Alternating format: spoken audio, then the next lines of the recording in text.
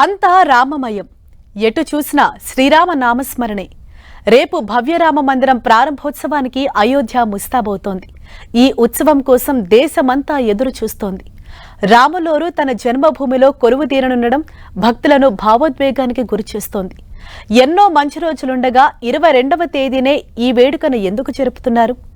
బాలరాముడి విగ్రహం ప్రాణ ప్రతిష్ఠ చేసే ముహూర్తానుకున్న ప్రాముఖ్యత ఏంటి?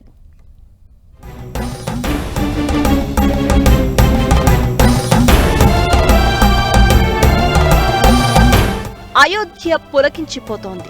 కోదండరాముడు తన జన్మస్థలంలో కొలువుదీరబోయే సుముహూర్తం కోసం యావత్ దేశం ఎదురు చూస్తోంది. అంతటివాడైన ఆ రాముడికి అయోధ్యలో నిర్మించిన ఆలయం దేశ ఆధ్యాత్మిక చరిత్ర రూపురేఖలను మార్చబోతోంది. ఈ నెల 22న దివ్యమైన ముహూర్తంలో సకల గుణాభిరాముడికి ప్రాణ ప్రతిష్ఠ జరుగుతుంది. మధ్యాహ్నం సరిగ్గా 12:30 గంటలకు రామ మందిరాన్ని ప్రధాని ప్రారంభిస్తారు. రామాలయం ప్రారంభోత్సవానికి ఈ తేదీని, ముహూర్తాన్ని నిర్ణయించడానికి ప్రత్యేక కారణం ఉంది.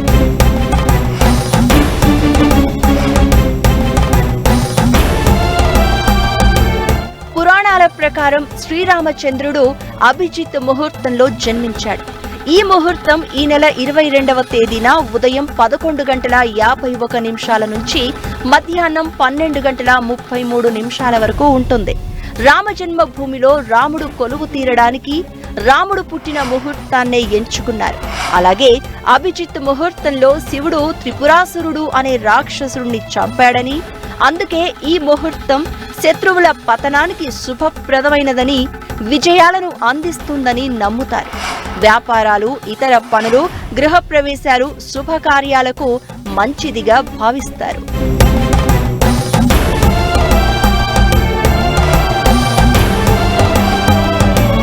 జనవరి 22 మృగశిర నక్షత్రం ఉండడం కూడా ఆ తేదీ ఎంచుకోవడానికి మంచి మరో కారణం. రాముడు జన్మించిన నక్షత్రం మృగశిర. ఈ నక్షత్రంలో జన్మించిన వారు మంచి రూపం, ఆకర్షణీయ వ్యక్తిత్వంతో ఉంటారు. కష్టపడి పని చేస్తారు, తెలివితేటలతో ఉంటారు. శ్రీరామునికి ఈ లక్షణాలన్నీ ఉన్నాయి. ఈ నక్షత్రం జనవరి 22వ తేదీ సోమవారం తెల్లవారుజామున 3:52 ప్రారంభమవుతుంది. జనవరి 23 మంగళవారం ఉదయం 4:58 వరకు ఉంటుంది. మృగశిర నక్షత్రాన్ని చాలా శుభప్రదమైనదిగా భావిస్తారు. అమరత్వం ఉన్న దేవుడిగా పిలిచే సోమదేవతతో ఈ నక్షత్రానికి సంబంధం ఉంటుంది. అలాగే జ్ఞానాన్ని, అనుభవాన్ని, సాధనను సూచించే మృగశిర నక్షత్రం ఘడియల్లో ఏదైనా పని చేస్తే అందులో మంచి జరుగుతుందని నమ్ముతారు. మృగశిర నక్షత్రంలో అమృత సిద్ధి యోగం, సవర్త సిద్ధి యోగం ఉంటాయి.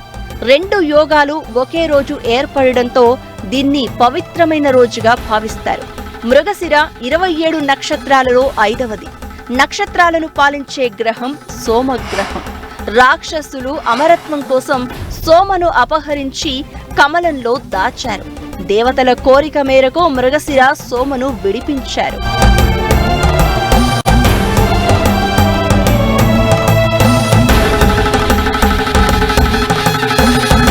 శ్రీరాముని ప్రాణ ప్రతిష్ఠ కార్యక్రమం మధ్యాహ్నం 12:20 నుంచి 12:30 మధ్య 84 సెకండ్ల కాలంలో జరుగుతుంది. ఈ సుముహూర్తంలో ప్రాణ ప్రతిష్ఠ చేయడం ద్వారా అగ్ని, అకాల మరణం, దొంగతనం, వ్యాధులు వంటి వాటి నుంచి రక్షణ లభిస్తుందని, భారత్ పేరు ప్రపంచవ్యాప్తంగా మారుమోగుతుందని వేద పండితులు చెబుతున్నారు.